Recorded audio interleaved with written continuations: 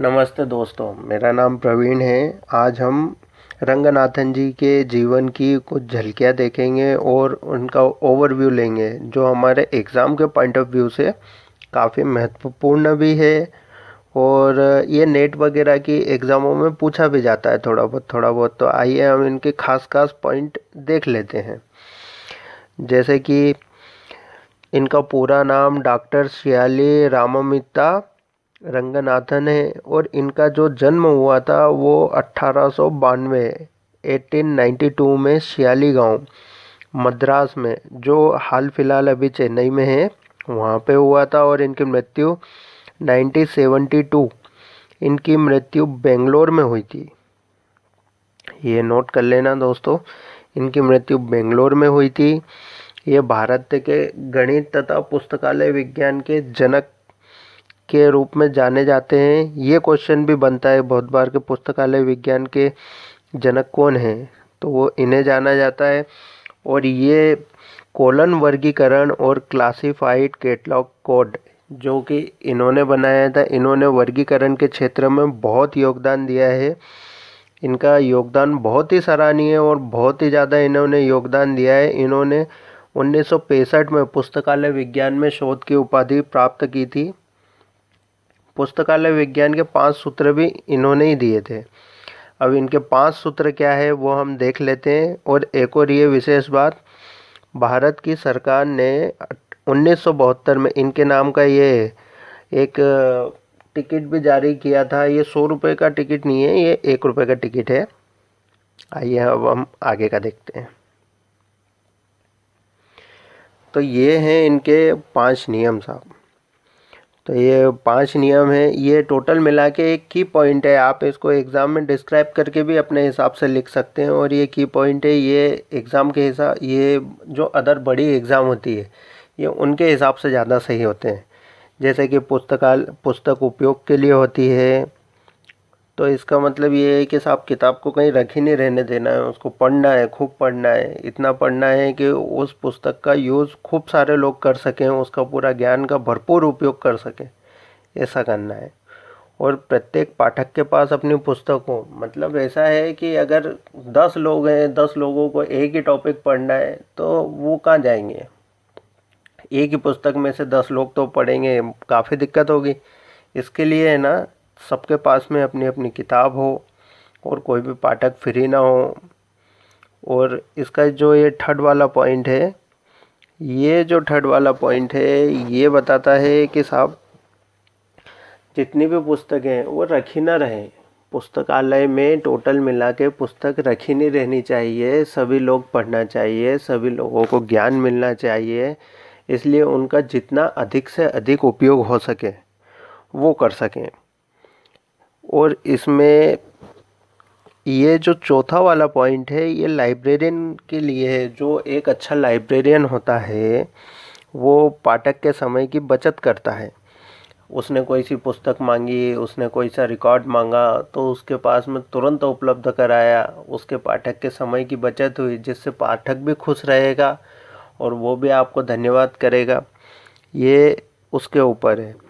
और पुस्तकालय को अपनाकर, ये थोड़ा सा गलत हो गया है दोस्तों, इसको सही कर लेना कि पुस्तकालय को अपना स्वरूप बदलते रहना चाहिए। जैसे कि पहले के ज़माने में पुस्तकालय सिर्फ एक पुस्तकालय थे, वहाँ पे पुस्तकें जमी होती थी और वहाँ पे एक लाइब्रेरियन होता था। हम लोग जाते थे, पुस्तकें मांगते थे, वो दे देते थे। लेकिन आज के टाइम पे पुस्तकालय धीरे धीरे है ना, ये डिजिटली होते जा रहे हैं।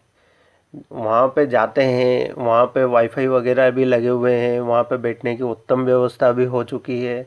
सारी चीज़ों से मतलब समृद्ध है हमारे पुस्तकालय। तो वहाँ जब भी हम जाते हैं तो कितना स्वरूप बदला है उस चीज़ का, कि आज हम लाइब्रेरियन के पास में जाते हैं। पहले वहाँ लाइब्रेरियन के पास में जाते हैं, उनसे पुस्तकें मांगते हैं, वो देते हैं। लेकिन अगर कोई पुस्तकें उपलब्ध नहीं है तो वो आपको तुरंत दूसरे पुस्तकालय से या अन्य सोर्स से आपको पुस्तकें उपलब्ध करवा देते हैं।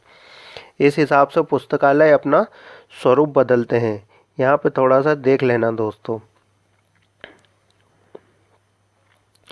अब ये जो नियम थे पांचों, ये 1931 में दिए गए थे रंगनाथन जी के द्वारा।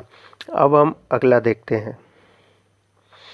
अब ये इनके द्वारा कुछ पुस्तकें लिखी गई थी, जो ये हैं आपके सामने। क्लासिफाइड कैटलॉग, ये 1934 में आई थी।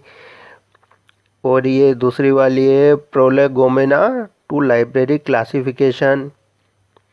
ये थोड़ा सा सन इसमें गड़बड़ हो गया है, ये 1983 में आई थी। ये 7 गलती से लिखा गया है, इसे सही कर लेना दोस्तों। थ्योरी ऑफ लाइब्रेरी कैटलॉग, ये 1938 में आई थी। एलिमेंट ऑफ लाइब्रेरी क्लासिफिकेशन 1945 में आई थी। Classification and international documentation 1948।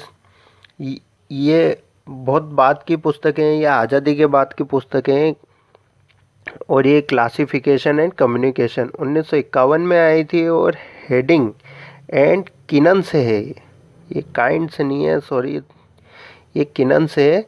Heading and किनन्स 1955 में आई थी। तो ये देख लेना, ये एग्ज़ाम के पॉइंट ऑफ व्यू से काफ़ी महत्वपूर्ण है। वो कभी भी दे देते हैं कि फ़लानी पुस्तक कब प्रकाशित हुई थी रंगनाथन जी की, तो उस हिसाब से यहाँ पे है। ये 1983 है दोस्तों। तो अब हम देखते हैं इनके बारे में कुछ और विशेष ज्ञान। दोस्तों, ये मेरा टेलीग्राम ग्रुप है, अगर आप टेलीग्राम पे हैं तो इसको ज्वाइन कीजिएगा। यहाँ पे अभी हाल फिलहाल में, वर्तमान में तो यहाँ पे जितने भी आउटलेट्स हैं, न्यूज़ आउटलेट्स, जो भी पेपर वगैरह आ रहे हैं, उनकी PDF आपको यहाँ पे अभी उपलब्ध कराई जा रही है हमारी टीम के द्वारा। और धीरे धीरे वहाँ पे आपको सारे वीडियो के नोटिफिकेशन और सारी चीज़ें जितनी भी आपके सब्जेक्ट से रिलेटेड है, वहाँ पे भी आपको नोटिफिकेशन मिल जाया करेंगे। और बहुत सारे MCQ डॉक्यूमेंट वगैरह आपको मिलते रहा करेंगे। और ये मेरा ईमेल एड्रेस है, अगर आपको कोई समस्या हो, कोई दिक्कत हो, तो आप इस पे संपर्क कर सकते हैं। आइए हम आगे देखते हैं।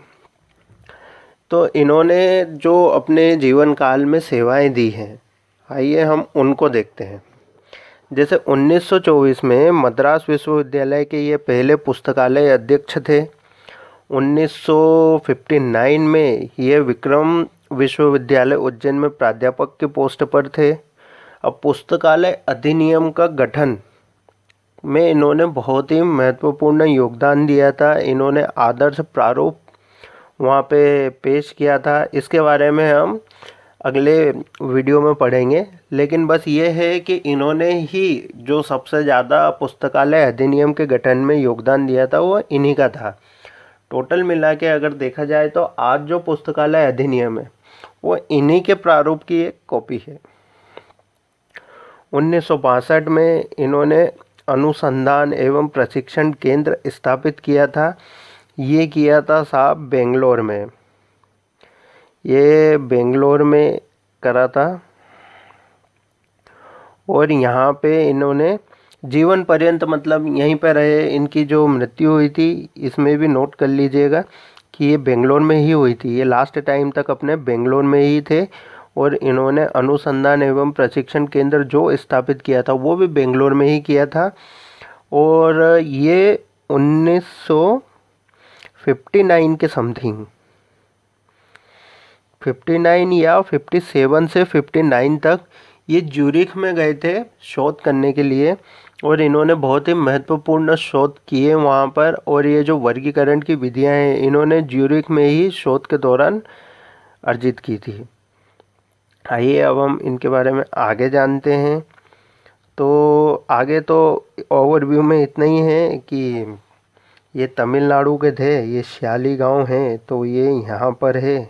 दोस्तों ध्यान रखना, जो वर्तमान मद्रास बोले तो चेन्नई, तो सिंपल लैंग्वेज में चेन्नई यहाँ है, इंडिया में है। ठीक है दोस्तों, तो आज इनके बारे में इतना ही।